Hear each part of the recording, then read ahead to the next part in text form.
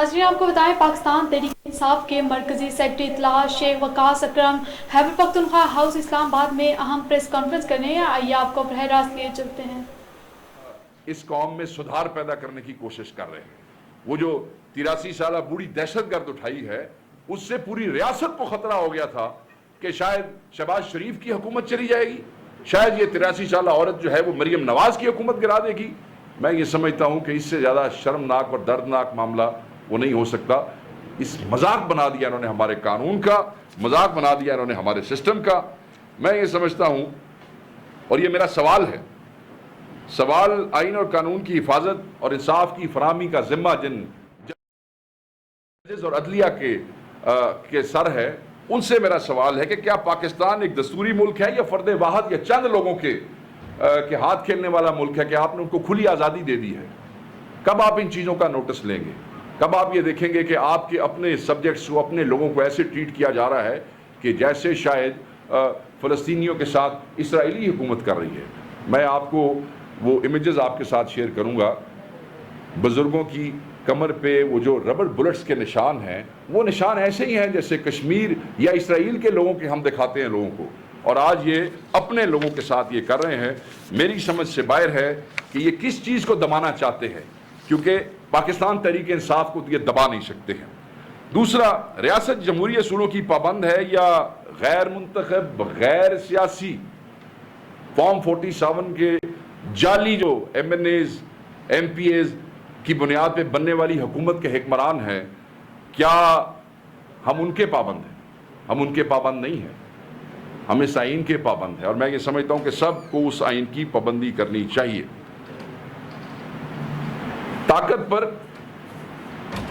یہ جو مینوپلی ہے وہ کچھ 24 کروڑ عوام نے اسٹیبلشمنٹ کو نہیں دے دی ہے کہ آپ اس طاقت کے سر پہ جو ہے وہ اسی عوام کو سر کرنے کی کوشش کریں اور ان کے اوپر ظلم و جبر جو ہے وہ آپ کریں.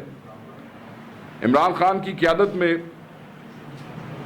حقیقی آزادی کی یہ جو تحریک ہے یہ دن بدن توانا ہو رہی ہے اور یہ بہت آگے تک جائے گی.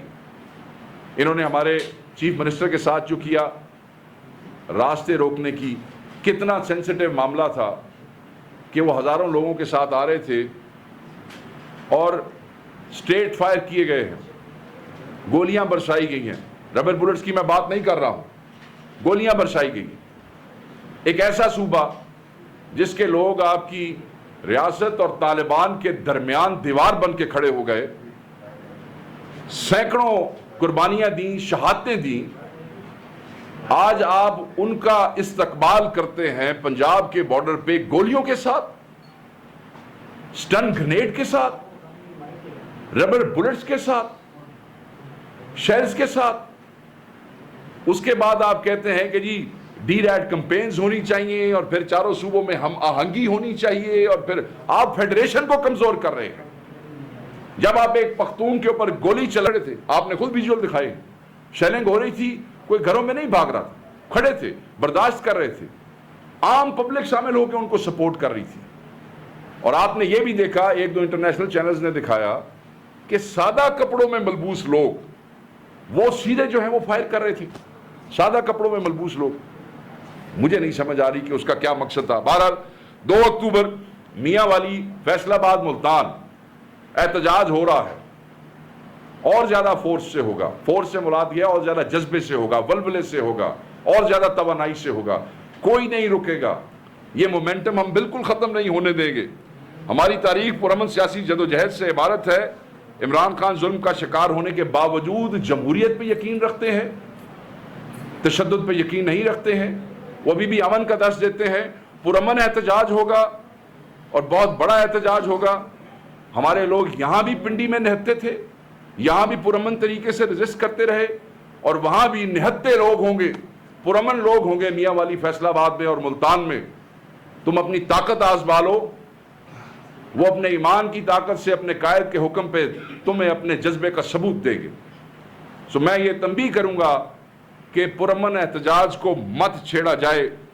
پرامن سیاسی سرگرمیاں بالکل ترک نہیں کریں گے, اس میں اور زیادہ شدت لائیں گے, یہ بڑھیں گی. سیاست پر بندوق کی ادارہ داری نہ ہم نے پہلے تسلیم کی ہے پاکستان تحریک انصاف کے مرکزی سیکرٹری اطلاع شیخ وقاص اکرم خیبر پختونخوا ہاؤس اسلام آباد میں اہم پریس کانفرنس کر رہے تھے.